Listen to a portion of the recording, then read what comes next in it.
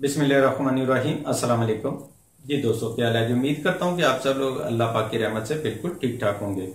आज की इस वीडियो में मैं आपको जो टिप बताने जा रहा हूँ वो रंग गोरा करने के लिए, जल्द को नरम मुलायम करने के लिए बहुत ही आसान सी टिप है। ये वाली टिप जो है मर्दों औरतों दोनों के लिए यकसा मुफीद है।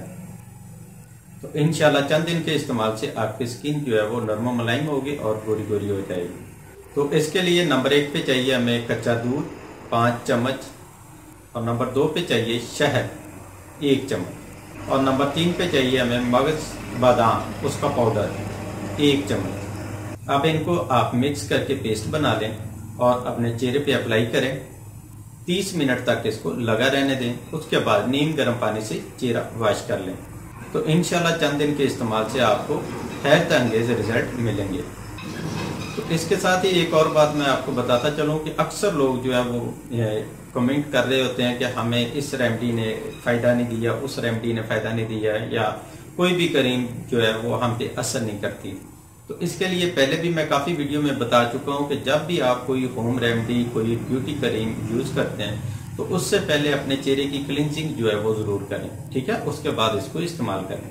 इसी तरह अक्सर लोग जो है वो ये शिकायत करते हैं कि ये वाली क्रीम जो हमने इस्तेमाल की है और उससे जो है चेहरे पे दाने निकल आते हैं। तो इसकी भी वजह यही होती है कि जब हम चेहरे की क्लींजिंग नहीं करते तो चेहरे के अंदर, मसामों के अंदर जितनी भी डस्ट वगैरह जो है वो जमी होती है, क्रीम लगाने के बाद ऊपर से वो मसाम बंद हो जाते हैं और फिर जो है वो अंदर से पस बन जाती है और दाने निकलना शुरू हो जाते हैं।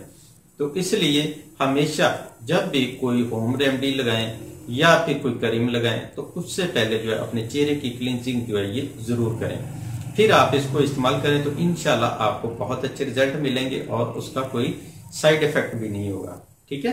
तो ये थी आज की छोटी सी वीडियो। उम्मीद करता हूँ पसंद आई होगी। वीडियो अच्छी लगी तो लाइक करें, अपने दोस्तों के साथ शेयर करें। तो मिलते हैं नेक्स्ट वीडियो में, तब तक के लिए इजाजत दें।